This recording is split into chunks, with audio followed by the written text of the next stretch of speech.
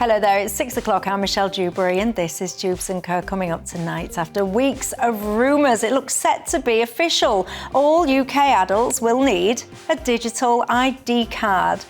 Cut to the chase and tell me, what do you think to this? And a Pride in Place programme to be launched to help you take control of your neglected high street. Will this finally be the plan that helps these long-deprived areas? Let's take a look. And I heard an awful orchestra of blood-curdling screams before seeing children as young as 6 fleeing in a stampede for their lives. That is what the Southport taxi driver who dropped off Axel Rudakabana told the Inquiry today. But upon seeing and hearing the above, he simply drove away. So I'm asking you, how obligated should people be to call the police when they have witnessed an incredibly serious crime? And last but not least, 200 benefits claimed per day were granted for anxiety and depression in the first year of Labour. How sustainable is this?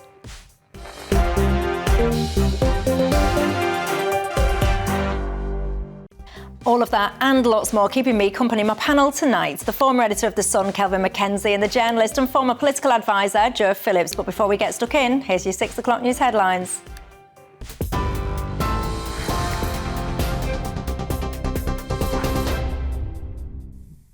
Good evening, it's 1 minute past 6. I'm Katie Bowen in the GB Newsroom. GB News sources understand that every adult in Britain will require a new government-issued digital ID card under plans to be set out by Sir Keir Starmer. The Prime Minister is expected to announce the move in a bid to tackle illegal immigration. It's understood Sir Keir Starmer will outline the details in a speech tomorrow. Plans for what's being called a Brit card will be subject to consultation and will require legislation. Under the proposal, anyone starting a new job will be required to show the digital ID, which would then be automatically checked against a database of those who are entitled to live and work in the UK. Elsewhere today, 2 more migrants have been removed to France under the government's partial returns deal, bringing the total so far to 6. The latest deportations involved an Afghan and a Somali, following reports last week of people from Iran, Eritrea, India and Afghanistan. The pilot scheme, agreed with France in July, allows small boat arrivals to be detained and sent back across the Channel in exchange for the same number approved through safe and legal routes. The first arrivals under the deal, a family of 3 with a young child, landed in Britain yesterday. Andy Burnham says Labour MPs have urged him to challenge Sir Keir Starmer for the party leadership, but he insists he isn't plotting a return to Westminster. The Greater Manchester Mayor says he's ready to play any role as Labour faces what he calls an existential threat. Mr Burnham defended his record, saying he'd been working behind the scenes on the Hillsborough law. Chancellor Rachel Reeves said that the Prime Minister is focused on delivering real change. The taxi driver who dropped off the Southport killer at the dance class where he murdered 3 children has told a public inquiry he regrets not calling the police sooner. Driver Gary Poland did not call emergency services until 50 minutes after hearing screams at the heart space.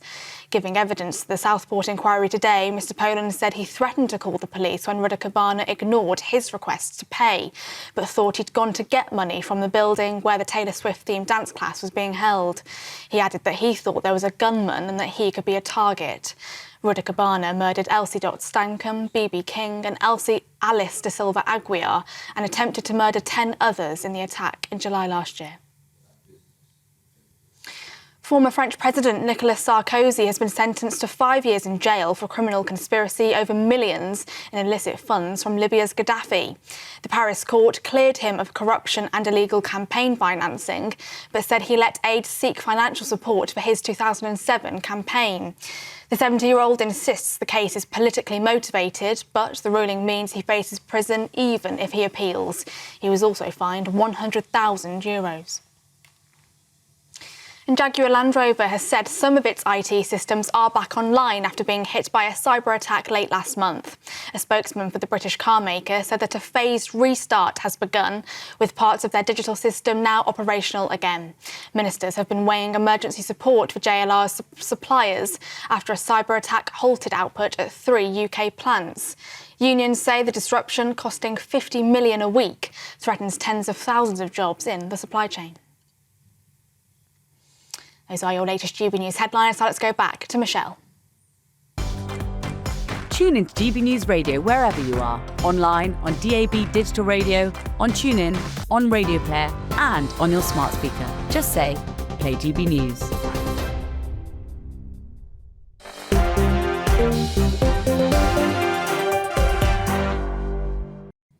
Thank you very much for that, Katie. My name's Michelle Dewberry. This is Dewbs & Co. with you till 7 o'clock tonight. Alongside me, I've got my panel, the former editor of The Sun, Kelvin McKenzie, and the journalist and former political advisor, Jo Phillips. Good evening to both of you. You're very welcome tonight. As are each and every single one of you, I've come to work with a real spring in my step today, and I don't quite know why. You look as though somebody's just told you a dirty joke. No, I can assure you that has definitely not happened, ladies and gents. I'm just in quite a good mood tonight, albeit quite cold. Are you sitting there at the moment quite chilly? The sun's out, but it is not all that warm, is it? Anyway, join the conversation in all the usual ways. Email me gbviews@gbnews.com. Go to the website gbnews.com/yoursay. Of course, you can tweet or you can X me. So much we need to discuss together tonight, ladies and gents. I cannot wait to discuss with you what happened with that Southport taxi driver. I am literally almost speechless. We'll come to that a little bit later on in the programme. But before we get stuck in, we've debated digital ID, haven't we, on this programme together? Many of you have told me your thoughts. You're not up for it. Well, I've got some bad news for you because it looks like it is more than likely set to happen. Christopher Herp, our political editor, I can go live to him now. Good evening to you, Christopher. Bring us up to speed. That's right. I'm afraid for those who don't like it, it's coming. Probably announced as soon as tomorrow by the Prime Minister, Sir Keir Starmer. There'll be legislation requiring all adults, all of us over the age of 18, to hold a digital ID that can be checked by officials against a central database when we try and get work or other reason. Again, when you're being checked for your ID will become a crucial debate being debated in Parliament in coming months and years. It'll be used to track down illegal workers. The PM was sceptical, but Shabana Mahmood is keen. She's the new Home Secretary. It's being led, though, by the Science Department, which is interesting, and Number 10, which is very interesting. The view from the government, it seems, is that the number of ID cards you need, ID documents, maybe it's the passport, maybe it's the driving license, they can be faked at the moment. There's concerns that allows people who arrive here illegally to slip into our black economy and work illegally. This whole idea was originally dreamt up by the Blair government back in the late 2000s, then scrapped by the Conservative and Lib Dem coalition on civil liberties grounds. I'm not surprised. If you look at the detail here, the critics might say it's punishing all of us for a failure by this government to deal with the issue of illegal working and those numbers in their thousands crossing our southern border by a small boat. We're all going to have it. Concerns immediately by old people, pensioners. There are around 2.1 to 2.4 million people over the age of 65 who don't use the internet.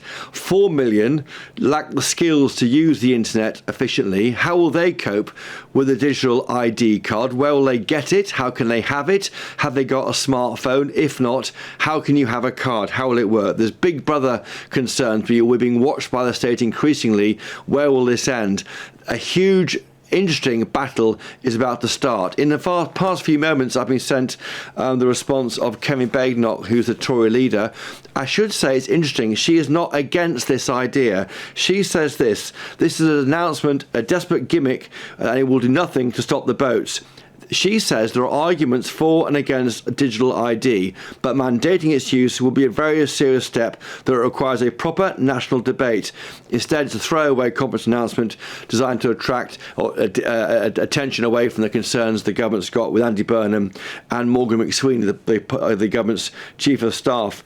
And again, they're struggling to enforce their one-in, one-out scheme, and that's why they're bringing this in. They say here only the Tories would have a plan to end the abuse, enforce the law and put British interests first by disapplying the Human Rights Act and deporting anyone who arrives in our country illegally. So fascinating there that the Tory leader, as things stand, is not against digital ID cards, because back in the day the Lib Dems were against it and the Tories were, and that's why the idea collapsed in 2010.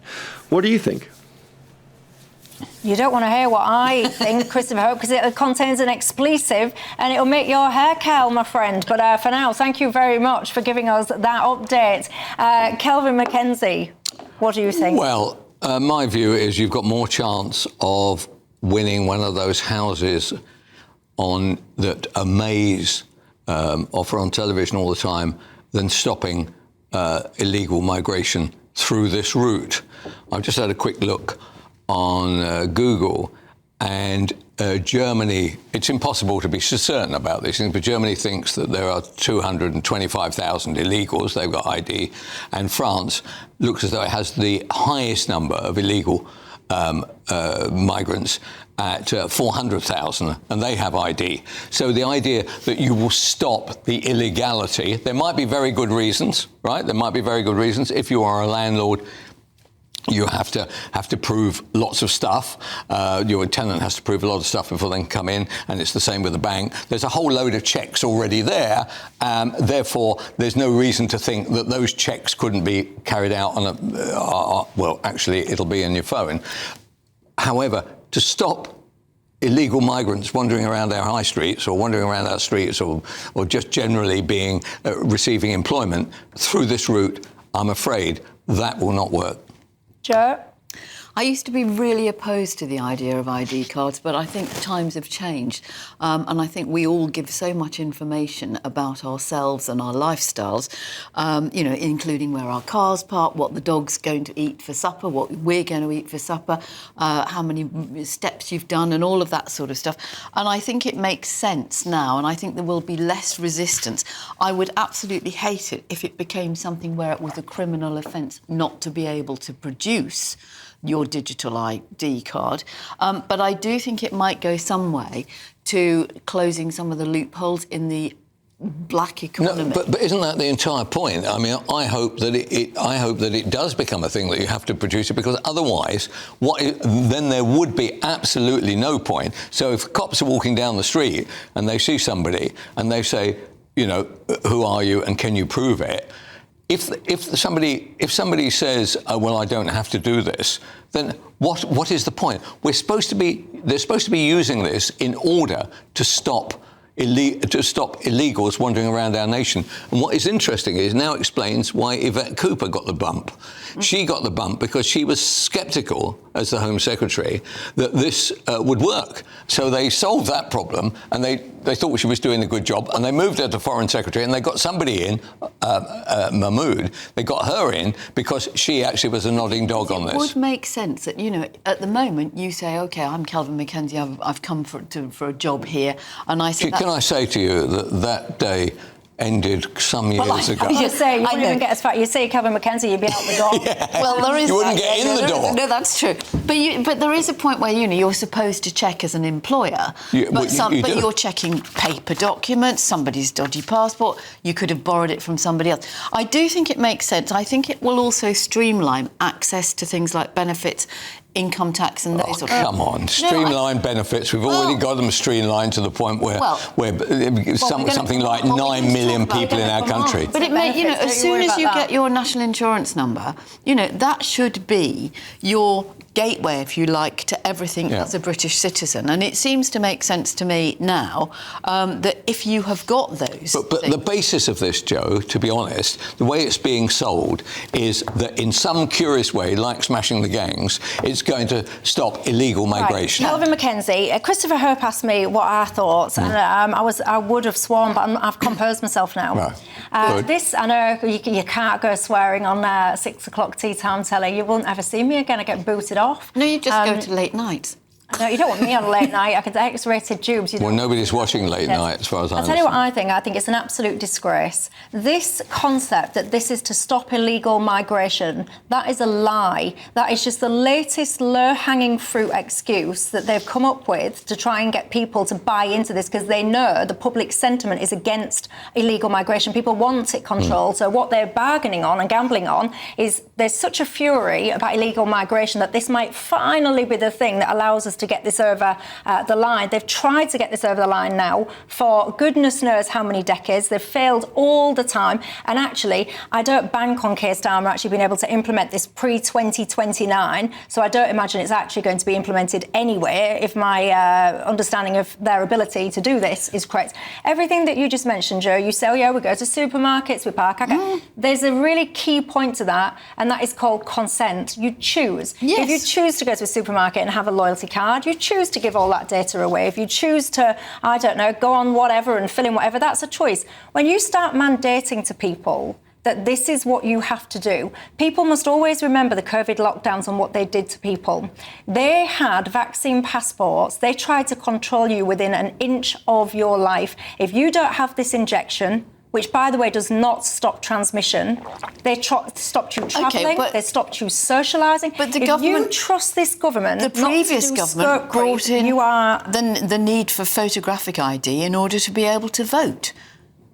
But I've got no issue. I've got no issue with you having to prove that you're eligible to vote. So if you based on a plethora of ID and everything that's available. Some people don't have passports. Some people don't have driving licences. But then in that case, you can apply by choice. Again, the key word is choice. You're not mandated to vote. There's no mandate. Well, you can choose to apply for an ID card if that's what you want to do. If we want to crack down on illegal working. Oh, right. How's that playing out in countries that have got, European countries that have got ID cards? It hasn't made the slightest difference. No illegal migration, no illegal I'm not working. saying, but it's not all about illegal migration. It's about an illegal. Well, that's the way it's being sold. I know, and I know that's Michelle's point, but it is, in principle, it is not a bad idea. Isn't it? I mean, I actually take Michelle's view on this, but isn't it the truth about the matter is that they can't solve the migration, they can't solve the illegal migration issue, they can't stop people coming across, they're not prepared to do the really make the tough decisions, so they keep on making these kind of quasi-legal or quasi-PR exercises in order to stop it, and that doesn't work. And all that will happen now is there will be a tremendous row about this, and then the numbers coming into the country will be exactly the same, and along comes Farage, and that will be the end of it. You mentioned about dissent. There's a protest, I know already, a protest that's planned for this weekend. There's many, many people that say that they don't consent to this. I think it is an absolute disgrace. How dare you? How dare you be so poor at your job when it comes to managing migration that we've already got to live with our communities and all the rest of it changed beyond recognition because of this problem. How dare you, because of your own inability, now enforce even more consequence onto law-abiding British people? Absolute disgrace. My inbox is on fire. That sounds painful, I know. But so many of you are getting in touch. You're not happy. Also, as well, in a minute, when I come back, I'll put the QR code back on the screen and you can join a poll and give us your thoughts on digital ID, talking about your high street. How's it looking? Plans afoot to allow you to take control of things like derelict shops, derelict pubs and so on. Is this going to fix deprived communities?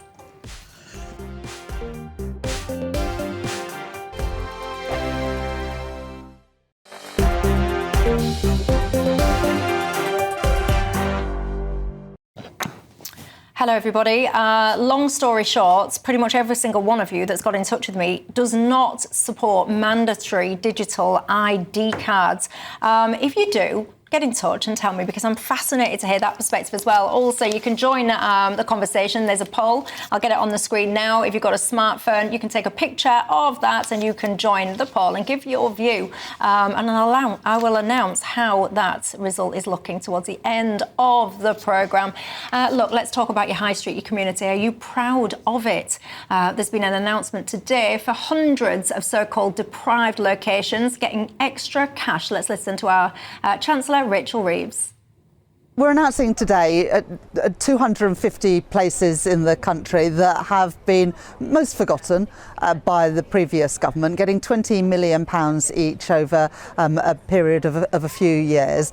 And along with that have come new powers as well to take greater control of your area. So that money could be used, for example, if a pub in your community has closed or a community centre is closed. You both have the right to purchase it, the first dibs, if you like, but also the money through this scheme to make that become a reality.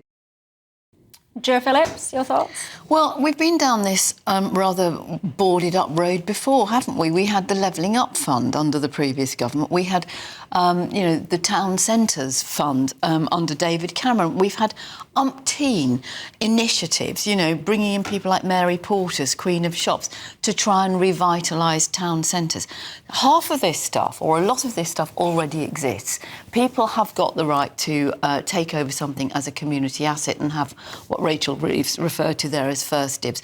The government is now extending that to give people longer, that is a year instead of 6 months. It's a great idea that you can say as a resident, I don't want another vape shop or another barber's or another fried chicken shop, because at the moment that doesn't have much sway in planning. But I think, this isn't really looking at the big question, which is, why have our high streets died? Well, it's a combination of factors. It's business rates, it's out-of-town shopping centres, it's online shopping. If you bring people back to live in town centres and are a bit more imaginative about housing over shops and in the middle of town centres, you would actually create an environment where people are going shopping and they're going to the bakers or the butchers or the greengrocers or whatever, instead of all sitting at home and either doing it online or not being able to afford to get anything. The other thing is, accessibility. But if you make it easier for people to be in their town centres and high streets, it will help. But we have seen high streets destroyed by greedy landlords, greedy councils, and a lack of imagination. Kelvin? This is money we don't possess, given to people who won't know what to do with it. And the truth about the matter is that the high street is over in the old-fashioned way that we viewed a high street. Great success. When you can get, when you don't need to go down to Boots, you can just contact Amazon, and the following day a tube of toothpaste turns up. It tells you what's what. And if you want food, you don't have to go down to the fish and chip shop. No, you can get it delivered to you. So look, the reality, it's over. This is another attempt, I don't know, actually, to draw fire on the fact that their ratings are now 10 points behind reform. They're trying to look as though they're of the people. There are towns out there which look absolutely dreadful. A friend of mine, if anybody's watching this, I'm very sorry about this, went to Workington the other week. He said he's never come across anywhere so shocking in his life. Well, right, and you could spend 2 million, 200 million, 2 billion, 20 trillion on it, and it wouldn't make the slightest bit of difference. Look, if there's anybody from Workington watching who believes that that's an unfair analysis, would you contact my friend Owen Francis, not me?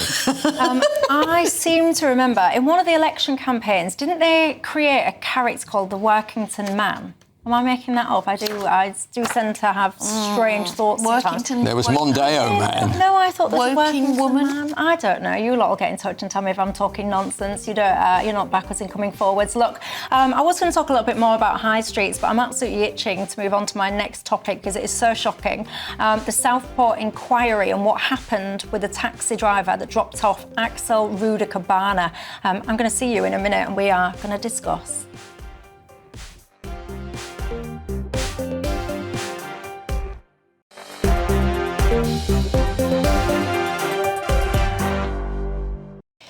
Hello, everybody. Welcome back to Dewbs & Co. with me, Michelle Dewberry. Kelvin Mackenzie and Jo Phillips. Bonnie has said, what a nice name, Bonnie. You're not Bonnie Blue, are you? I hope not. Anyway, Bonnie has got in touch and says, Michelle, this digital ID, is it going to be to track the taxpayers too? Of course it will be. And by the way, you've already seen rumours about people getting direct access into bank accounts to take debts from people like HMRC, etc., etc. I haven't actually found anyone that's watching that thinks that these are a fantastically good idea. You're very welcome, though, if that is your view. Get in touch and just help me understand why. Also, as well, what a useless panel I have, because I mentioned the Workington Man. These two were supposed to be political titans. They just looked at me daft, but many of my viewers have pointed out that I was right. Oh, right. Well, thank you very much. The Workington Man was a political term. Basically, it was coined in the run-up to the 2019 general election. It described the stereotypical swing voter who it was believed would determine the election results. Stick that in your pipe and smoke it. Well, that turned out to be completely untrue, didn't it? And that gave us Boris Johnson. How lovely. Well, I didn't say it was. Like a seamless Workington has strategy. a lot to answer for. Yeah, and it was nothing to do with me, by the way. It just stuck. I don't remember very much these days, but certain random things do stick in my memory. Anyway, look, some breaking news for yourself. Sit yourself down, ladies and gents. Sir Keir Starmer has been speaking to regional news outlets tonight. Many of them, those interviews embargoed till 6 o'clock. Are you ready? He said the following. Donald Trump's claim that London, quote, wants to go to Sharia law is ridiculous nonsense. Also, he said he's going to lead from the front into the next general election. The front of the dole queue, I would imagine, but I might be wrong. We shall see. Anyway, there you go. What's the matter with you? I like that. You lead from the front. We'll make a change from leading from the rear, as he's been doing for the last 15 months, wouldn't it? I know. Well, anyway, look, what do you make to those comments? They will be across the news waves, I should imagine, but don't be switching over, please, because we have got a lot to discuss tonight. Now, this is something, I don't get shocks very often. I'm a very thick-skinned northerner, but we all know the absolutely horrendous, awful atrocity that occurred in Southport. You also know that the Southport inquiry is taking place as we speak. Well, up at that inquiry today, my goosebumps have come already. It was the turn of the taxi driver, the chap that delivered that horrendous killer. I don't even like using this killer's name. I just think it's just gross. But anyway, he dropped off that man to the scene. The taxi driver is a chap called Gary Poland. I'm referencing his name, by the way, not to incite a pile-on, but when I do this, lots of people get in touch going, oh, what was his ethnicity? What was his religion? All this and all that and the other. He's a chap from Southport, this taxi driver, long-standing history of being a taxi driver. He said the following. He drops that man off at the scene. The man didn't pay the bill, and he hung around for a couple of moments waiting to see whether or not this guy was going to come back and pay the bill. This is what he then said. An orchestra of blood-curdling screams filled the air. Scream after scream pierced my ears. The screams sounded like a mix of young and old, male and female. It was terrifying. I was in a state of complete mortal terror and shock. Then I saw a massed huddle of children aged approximately 6 or 7 years old. They stumbled and ran in a panicked hurry out of Hart Street. They were screaming. It was like a stampede for their lives. I mean, I've just got goosebumps. Because do you know what he did, ladies and gents? After seeing and hearing these blood-curdling screams and seeing these children fleeing for their lives, and he knew that something was happening, he drove off. He just drove off. He's got rear dash cam footage. He was seen looking in his rearview mirror, so he knew, he saw, and he heard what was happening. He drove off. He rang his friend not once but twice. He picked up another fare, did a bit of driving around, even went home. It was only 50 minutes later that he deemed it appropriate to actually call 999. On the fare that he picked up after the dropping off that guy, he even remarked to his passenger, he saw a speeding police car, he saw the police car speeding by and made a remark on it. He said, I quote, he's in a rush, isn't he? This sickens me, ladies and gents, absolutely sickens me.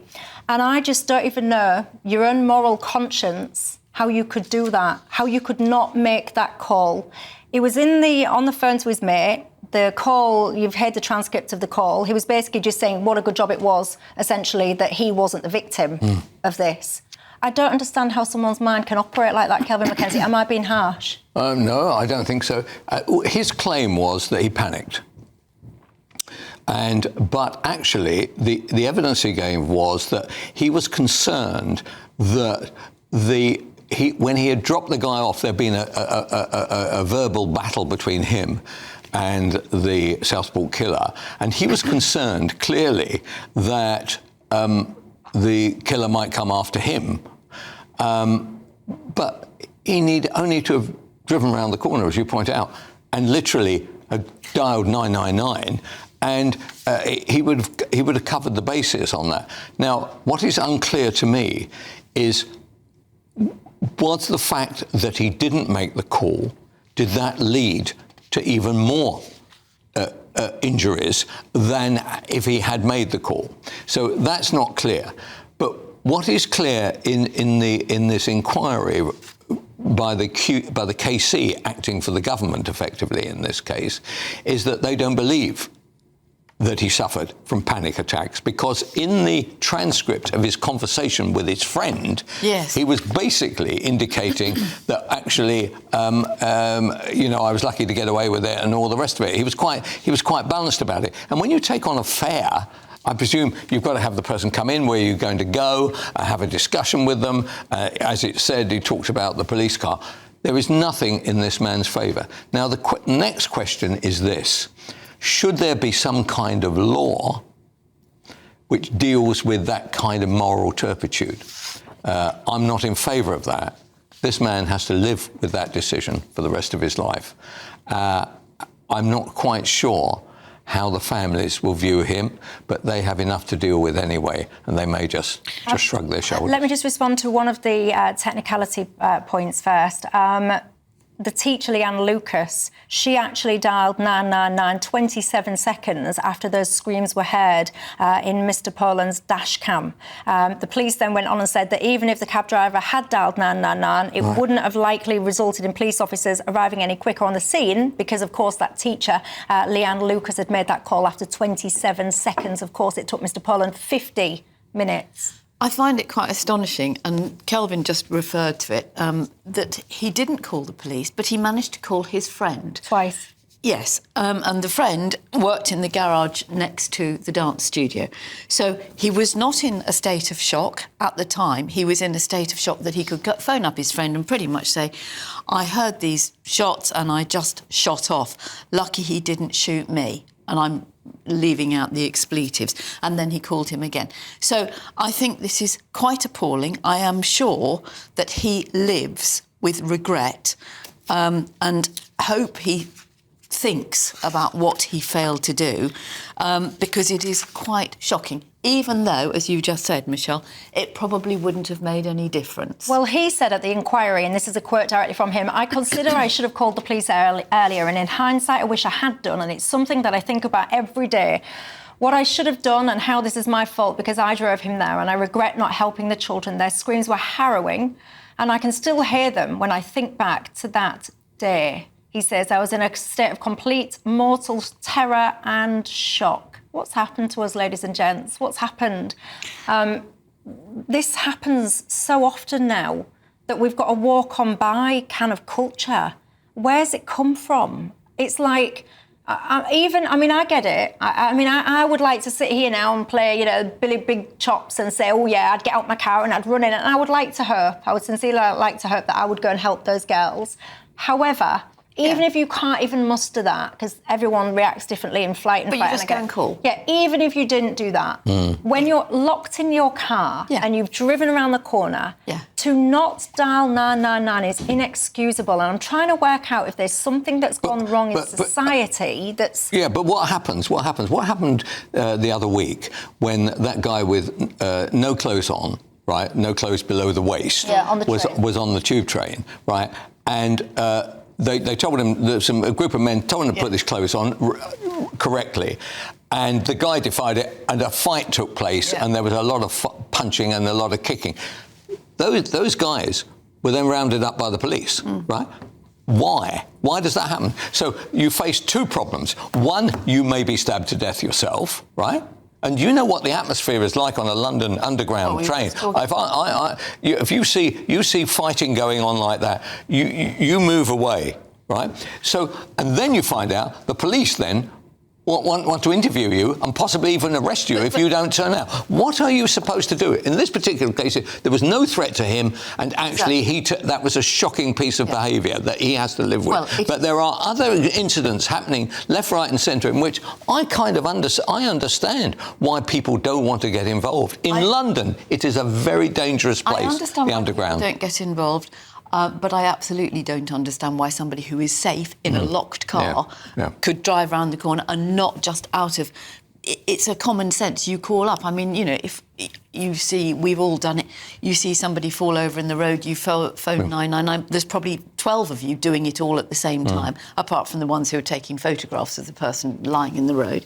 And, you know, it might be irritating for the call handler. I think it's a dangerous world out there to literally to intervene. And in fact, the police tell you specifically, don't be brave. The police chief not that long ago actually said the opposite, and he encouraged people not to get involved in, like, I don't know, serious violent crime. But I'm sure he indicated that.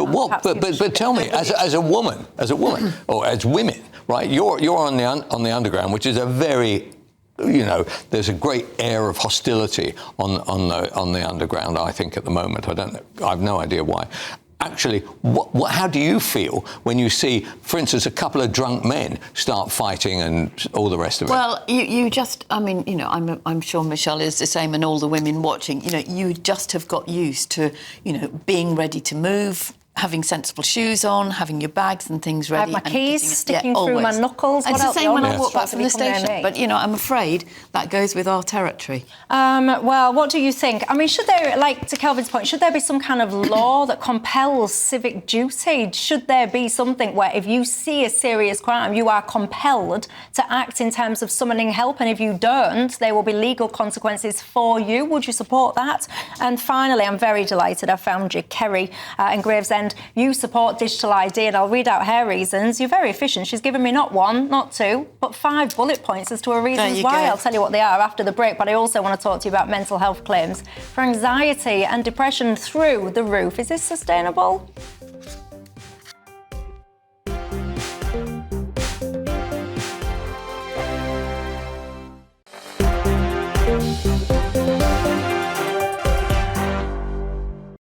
Hello, everybody. Welcome back to Dewbs & Co. We was busy there nattering in the break, sharing awful experiences that people have been having on the public transport. I know, Kelvin Mackenzie seems to be at the heart of a lot of them. Make of that what you will. Anyway, Kelvin and Joe are alongside me. Lots of you just got in touch telling me what they do in France. So thank you for that. I wasn't aware of that. Phil's saying in France they have something called a Good Samaritan law, basically, which compels people to offer assistance in an emergency. A lot of people have got in touch, actually, and told me something along those lines. What a good idea. I'm going to go and look that up after the programme, because, I mean, come on. You can't have a situation where people are just not even trying to get emergency assistance to 6-year-old little girls that are being maimed and perhaps even killed. That cannot be all right, can it, in a functioning society? But the thing that's got you really riled up tonight, I'm telling you, is this digital ID. Kerry, she's got in touch and said, Michelle, I am right of centre politically. I think the criticism of digital ID is ridiculous. She goes, here's a few reasons. 1, if you're a law-abiding citizen, what on earth have you got to worry about? 2, if you are an illegal migrant, you'd have to present your card, then you would have something to worry about, which is good. 3, of course it must be compulsory, otherwise it would never work. And 4, you're already required by law to have a driving licence, so it's the same principle. And 5, other great democracies have it and have far less illegal working than the UK, she says. Oh, well, Kerry. we don't know that. That last point I don't accept. We don't know that. The AI on Google says that there were anywhere between 350,000 and 400,000 illegals in France. So, you know, and they've had it for years, and it clearly hasn't put anybody off going to France. And it won't put anybody coming to the UK. That is the problem. And when that happens, then what do we do? Well, do we have a super ID? Super ID is what we debated yesterday. I'm sure you was watching Dewbs & Co, so you're all across there is never a minute go by I'm not watching it. Good, leave the telly on at all times. I need the ratings, thank you. Look, let's talk about benefits, shall we? A record number, get this, 633,000 people are now claiming disability benefits for anxiety and mood disorders. But what I found most interesting is about 200 new claims a day have been approved in the first year of the Labour government. One of my viewers, Cattle Dog, you call yourself GB News member, thank you, we appreciate that. They say anxiety and depression have definitely had that since Keir Starmer has got in. You will have very strong opinions on this, Kelvin Mackenzie, if I know you. Your thoughts? Well, the reality is, what I can't understand is how it is that a civil servant or a system is now giving a tick to anybody who turns up and says that I have trouble sleeping because of anxiety or depression. But of course it's all attracted to money, because you can be in work, and you can still get PIP. So you can get between 1950 and 9,750 a year. So it's and I think that's tax-free. So there's a good old bonus. Why don't we just stop doing it? Why don't we just say, we haven't got the money, I'm very sorry, if you've only got one leg or you've got some kind of proper permanent disablement, we understand it. Actually, depression and anxiety, which are the kind of bad backs of the 2020s and 2030s, we can't simply afford it. It's costing us billions. Where is this money coming from? If we had spare money, I wouldn't give it to them anyway, but we haven't got any money. We're having to tax ourselves by about another 40 billion coming up on November the 26th. And so are actually the young people rather cleverer than we thought? They can claim to be anything they like, because it's impossible to disprove. Well, and that's part of the problem. It's this online claiming, and actually that came in during COVID, as many things did. There was no need for anybody to go down and actually report in person, including telephone consultations with doctors and things like that, who have already, we know have got other things to deal with. So one of the reforms the government could have brought in, and the previous government, in fact, make sure it's a face-to-face interview to stop this online or telephone claiming. Get tough on it. I mean, the figures are shocking, but what is really shocking, that there are nearly 18,000 under 25s starting on PIP, the personal independence, for anxiety and depression. That's 47 people a day. Now, this is unsustainable. But when you say it's unsustainable, Jo, you are the Prime Minister now, and you call in your Cabinet and Secretary of State for Health, and you say, this is unsustainable. Yeah. What are you going to do? Right? Well, what are you going to do? Well, one of the things is what I've just said. What, face-to-face? Face-to-face. Stop this online or telephone application, because then you can see, and really train up the people who are assessing the claims. Tell doctors to stop signing people off on this, because I'm assuming that you have to have a doctor's note on this, and I'm not dismissing for 1 minute real mental health issues. But we're never going to be resilient for anything that is facing us. Do you think that the young people of Ukraine, or Gaza for that matter, are feeling a little bit anxious and depressed? Do you think that, people who are living in other parts of the world, it is utterly ridiculous. And we've now got into this situation where so many young people are conned by social media, thinking that everything has got to be perfect all of the time, and they don't know how to deal with the general ups and downs. But why don't we have a really nasty approach to it and just say, look, I tell you what, for 2026, we are actually not handing any PIP out at all to anybody claiming either depression or anxiety. We're just not doing it.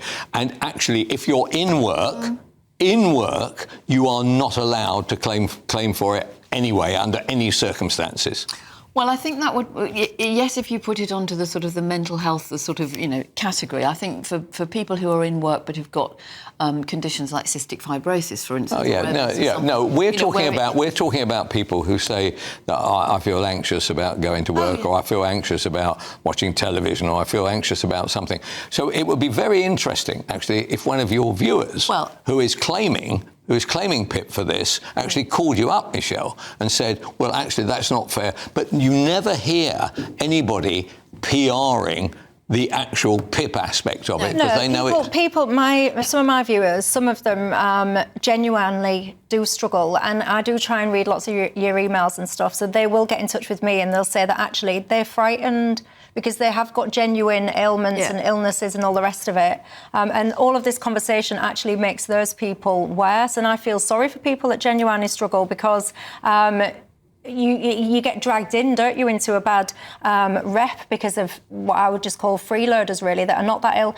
The British Chamber of Commerce, I'm sure it was them earlier on, was suggesting that that taxpayers could perhaps subsidise wages of people that struggle with ill health to get them into the workplace. They was proposing that as a solution. What would you think to that? I don't think it was the British Chambers of Commerce. I think your point, though, Kelvin, I mean, I don't know if you've ever been in a really busy A&E department. Yeah, shocking, yeah. And it's awful, and there are people there waiting for hours and hours. But when something really big happens, and quite often, somebody will come out and say, you are going to be here for at least 9 hours before you get seen. it empties miraculously. Well, there you go. A government spokesperson said we're reforming the broken welfare system by shifting our focus away from welfare and onto work, skills and opportunities, especially, they say, for younger people. We've also commissioned an independent review from Sir Charlie Mayfield aimed at helping the government and employers better support those with ill health who may be at risk of falling out of work to stay in employment. What do you think to that? Roger has been in touch and said, Michelle, I'm a Workington man, and Kelvin's summary of our town is quite accurate, he says. Workington man did indeed come to the forefront of the previous election. He tells me our two towns on the west coast, Workington and Whitehaven, are virtually alike in the fact that our town centres, he says, are a shambles. He says, but it's not all bad news because we can still buy a pint of beer for under £2 locally. We're on our way. Listen, Roger, I don't even drink pints, but I might even make an exception, quite frankly. I'd be absolutely legless on about £2.50, I would. Anyway, that's all I've got time for. Thanks to my panel. Thanks to you at home. Have a great night. I'll see you tomorrow night.